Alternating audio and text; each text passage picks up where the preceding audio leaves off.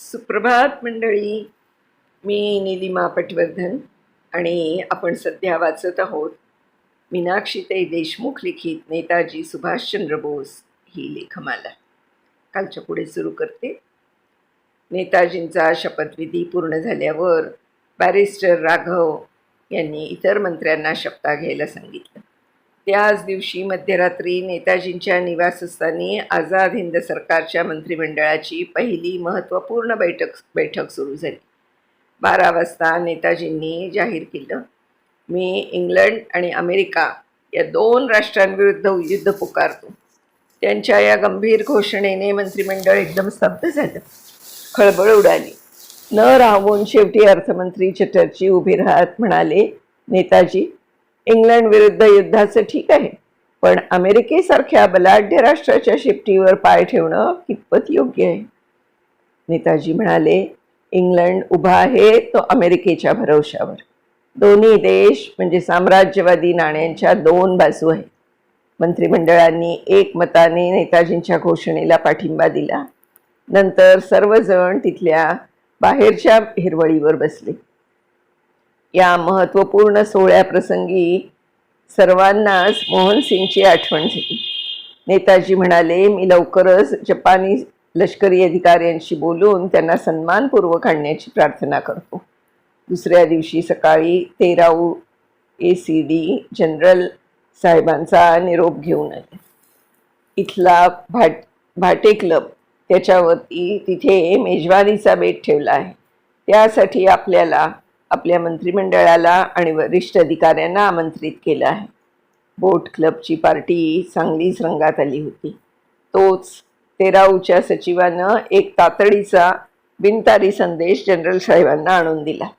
General साहेबांनी संदेश वाचला आणि नेताजींना एका बाजूला नेऊन अभिनंदन करीत म्हणाले, सध्या कोणाला सांगू नका.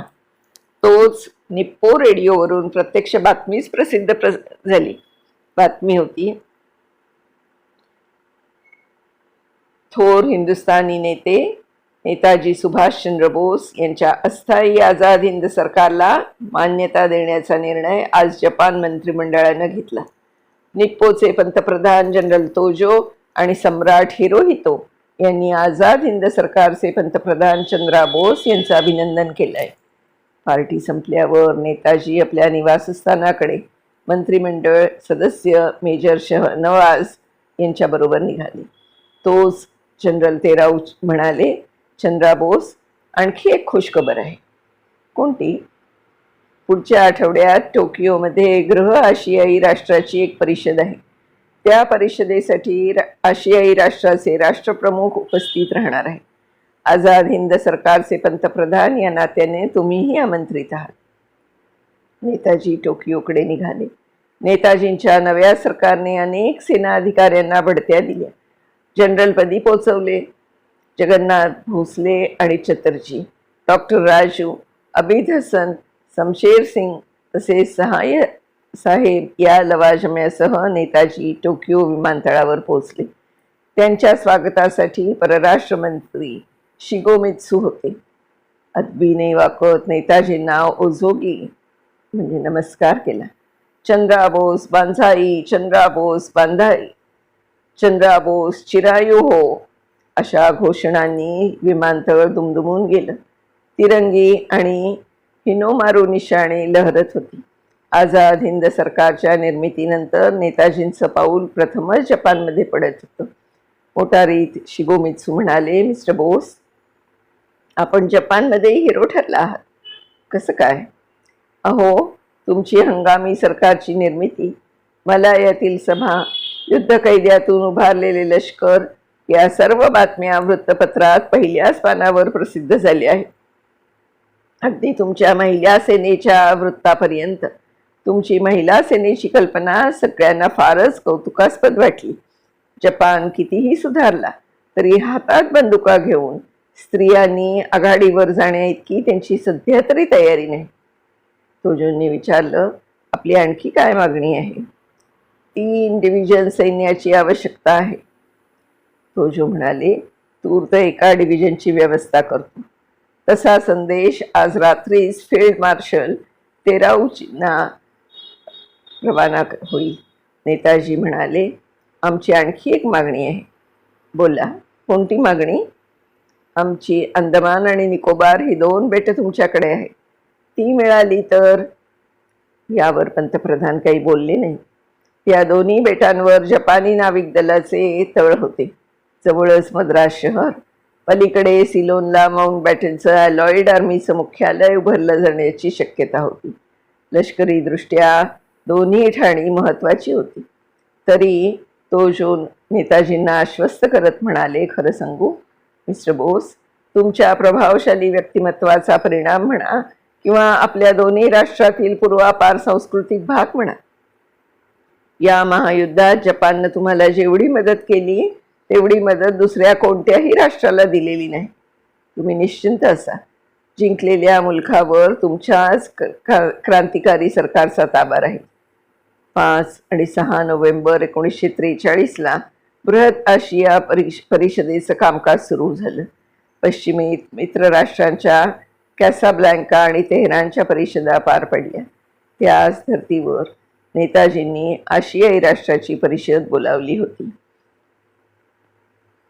त्यासाठी खुद्द तोजोंसह चीनचे राष्ट्राध्यक्ष विंग चिंग वेई, थायलंडचे राजकुमार वॅन वेथायाफोन, मांचुरियाचे पंतप्रधान चिंग चिंगई, फिलिपाईन्सचे राष्ट्रीय अध्यक्ष डॉक्टर लॉरेल आणि ब्रह्मदेशचे डॉक्टर बा मॉ उपस्थित होते.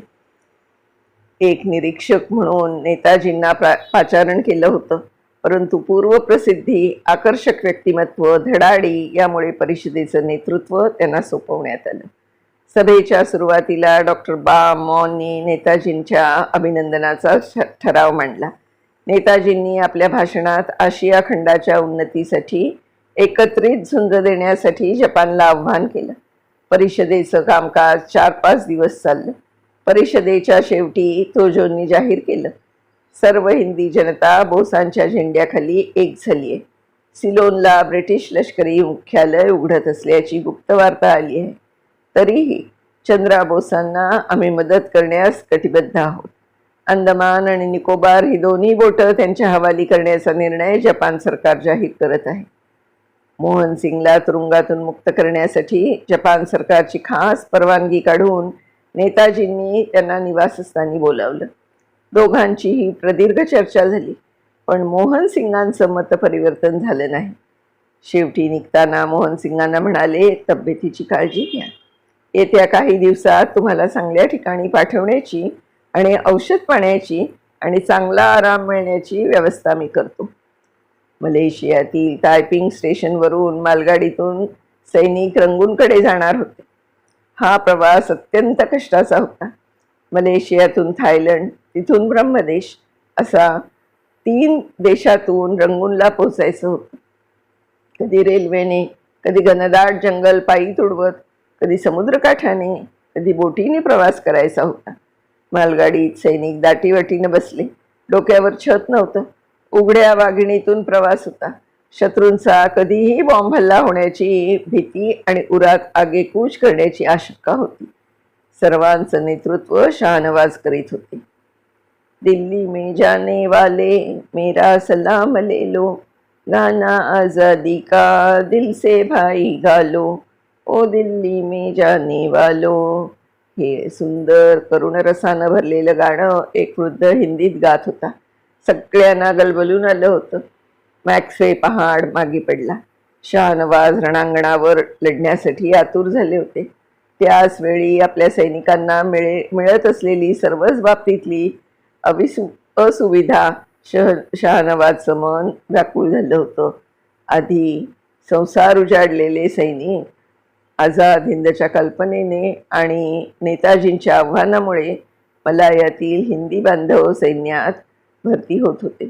चलो दिल्लीचा नारा देत कॅप्टन अमरिक सिंग आणि कॅप्टन सोता सिंग एका दिवसात 38 ते 40 मैल अंतर जिद्दीने कापत होते. जपानी सैनिकांसह 20,000 सैनिकांचा ताफा चालला होता. मधूनच घोषणा द्यायचे, चंद्रा बोस बांझाई, चंद्रा बोस बांझाई, चंद्रा बोस अमर रहे. पुढे शत्रूच्या हवाई हल्ल्याचा धोका होता. एकदाचा सियांग जवळचा समुद्र पार पडला. आझाद वीर मर्सिडबान शहरात आले. इथून रंगूनपर्यंतचा प्रवास आगगाडीने करायचा होता.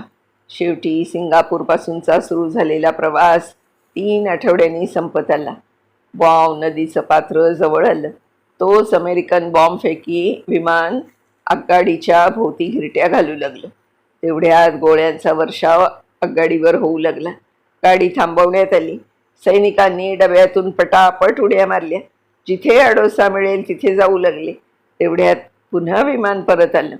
त्यांच्या बंबार्डिंगमुळे डब्यातील सामानाने पेट घेतला. गोळ्यांच्या वर्षावाने 8 जपानी ठार तर 6 जखमी झाले.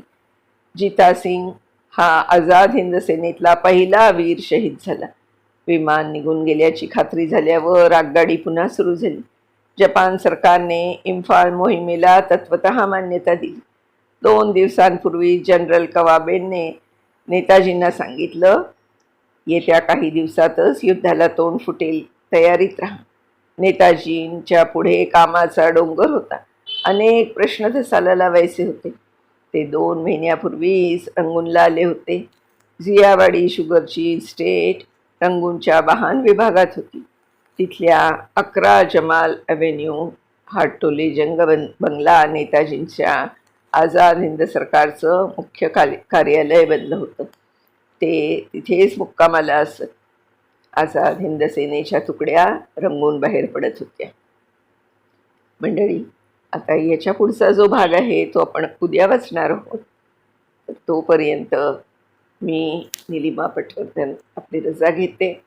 मीनाक्षीताईंचे नेहमीप्रमाणेच खूप खूप आभार मानते आणि उद्या भेटण्याच्या बोलीवर आपल्या नमस्कार करते.